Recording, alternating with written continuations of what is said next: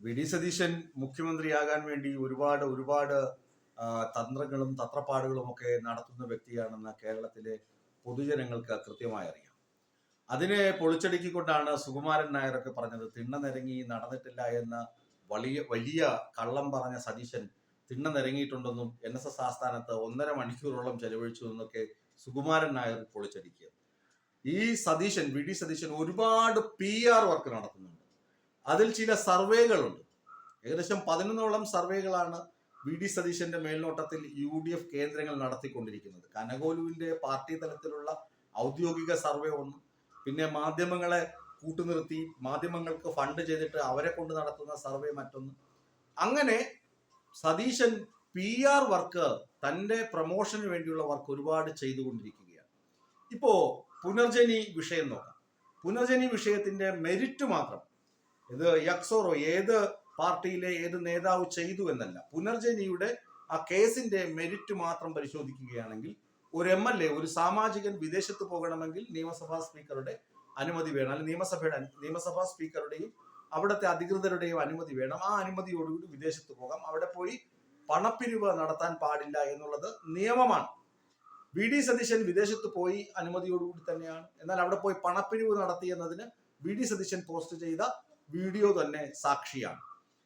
Manappuram charity എന്ന് പറയുന്ന ആ ട്രസ്റ്റിന്റെ അമരക്കാരനും എല്ലാം ഞാൻ തന്നെയാണ് എന്ന് വി ഡി സതീശൻ സമർത്ഥിക്കുന്ന വീഡിയോയും പുറത്ത് വന്നിട്ടുണ്ട്.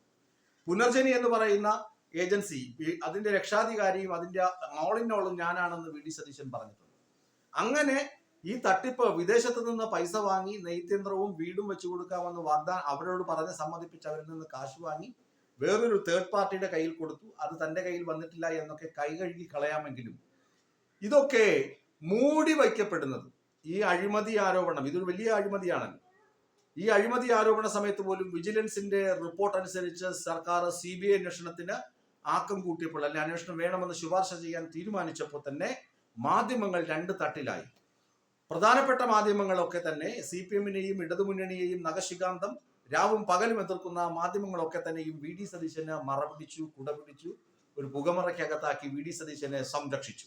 എന്തുകൊണ്ടാണ് അത് എന്ന് ചോദിച്ചാൽ, മികച്ച PR വർക്കാണ് വി ഡി സതീശൻ നടത്തിക്കൊണ്ടിരിക്കുന്നത് എന്നത് തന്നെയാണ് അതിന്റെ തെളിവ്. മാധ്യമങ്ങൾ ഈ ചോദ്യങ്ങൾ, ഇപ്പോ ശബരിമല ഇഷ്യൂ വന്നല്ലോ. ശബരിമലയിലെ സ്വർണ്ണക്കൊള്ള കേസ്, പ്രത്യേക അന്വേഷണ സംഘത്തെ നിയോഗിച്ചിരിക്കുന്നത് ഹൈക്കോടതിയാണെന്ന് പ്രതിപക്ഷ നേതാവിന് അറിയാഞ്ഞിട്ടാണോ? പ്രതിപക്ഷ നേതാവ് മുഖ്യമന്ത്രിയുടെ ഓഫീസിനെ കുറിച്ച് അധിക്ഷേപിച്ച് പറഞ്ഞ് അവിടെ നിന്ന് സഭ വിട്ടിറങ്ങുമ്പോൾ മാധ്യമ പട മയക്കും കൊണ്ട് ചെല്ലാറുണ്ടല്ലോ. വിരലിലുണ്ടാവുന്ന 1-2 ആളുകൾ ഒഴിച്ച് ബാക്കി ആരും തന്നെ സതീശനോട് ചോദ്യങ്ങൾ ചോദിക്കാറില്ല. എന്തെങ്കിലും കുറുക്കി കൊള്ളുന്ന ചോദ്യം ചോദിച്ചാൽ സതീശൻ നവർ മൈൻഡ് ആണ്. അതൊക്കെ PR ഏജൻസികൾ പറഞ്ഞ് പഠിപ്പിച്ച പാഠങ്ങളാണ്. ഇങ്ങനെ വേണം നിങ്ങൾ പെരുമാറാൻ. പിന്നെ ഏറ്റവും പ്രധാനപ്പെട്ട PR പാഠം എന്ന് പറഞ്ഞു കഴിഞ്ഞാൽ, ജനങ്ങളെ കൂടെ നിർത്തണം. പ്രതിപക്ഷം എന്ന് പറയുന്നത് സർക്കാരിനെതിരെ എപ്പോഴും ആഞ്ഞടിച്ചുകൊണ്ടിരിക്കണം, ജനങ്ങളെ ഒപ്പം നിർത്തണം. അതുമാത്രമല്ല, ഒന്നുകൂടി പ്രധാനപ്പെട്ട സംഭവം പറഞ്ഞു, ആംഗ്യങ്ങൾ, നമ്മുടെ ജസ്റ്റേഴ്സ് ഉൾപ്പെടെ മാറ്റി മറിക്കണമെന്നും PR ഏജൻസികൾ പറഞ്ഞ് പഠിപ്പിച്ചിട്ടുണ്ട്. കള്ളം പറയണം. ജനങ്ങളെ ഒപ്പം നിർത്തണമെങ്കിൽ എന്ത് ചെയ്യണം? സർക്കാരിനെ താറടിക്കണം. സർക്കാരിനെ താറടിക്കണമെങ്കിൽ കള്ളം പറയണം. അങ്ങനെ ഒരു കള്ളം മറയ്ക്കാൻ 100 കള്ളം പറയുന്ന രീതിയിൽ വി ഡി സതീശൻ കള്ളങ്ങളുടെ മേൽ കള്ളങ്ങൾ പറഞ്ഞു പോകുന്നു. ഇത് വി ഡി സതീശന് കിട്ടുന്ന അത്ര പ്രാധാന്യം ഭരണമുന്നണിയിലെ മുഖ്യമന്ത്രിക്ക് പോലും മീഡിയകളിൽ കിട്ടണമെന്നില്ല. കിട്ടണമെങ്കിൽ അദ്ദേഹം നിരന്തരം എല്ലാ ദിവസവും വൈകുന്നേരം പത്രസമ്മേളനം വല്ലതും വിളിച്ചു കഴിഞ്ഞാൽ ഒരു പക്ഷേങ്കിൽ ലൈവ് പോയേക്കും, അല്ലെങ്കിൽ അതൊരിക്കലും ഉണ്ടാവുകയില്ല. ഇവിടെ സംഭവിച്ചത് എന്തെന്ന് വെച്ച് കഴിഞ്ഞാൽ, വി ഡി സതീശൻ നിരന്തരം കള്ളം പറയുന്നു.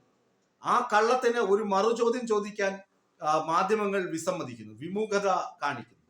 അവിടെയാണ് വി ഡി സതീശന്റെ PR ഏജൻസിയുടെ രണ്ടാമത്തെ മുഖം കാണുന്നത്. കള്ളം പറഞ്ഞ് മാധ്യമങ്ങളുടെ ശ്രദ്ധ പിടിച്ചു പറ്റുമ്പോൾ തത്സമയം തന്നെ ഇത് ലക്ഷോപലക്ഷം ആളുകളുടെ ചെവികളിലും കണ്ണുകളിലും ഹൃദയങ്ങളിലും പതിച്ചു കഴിഞ്ഞു. പ്രതിപക്ഷ നേതാവ് ഇങ്ങനെ പറഞ്ഞുവല്ലോ എന്ന ചിന്ത.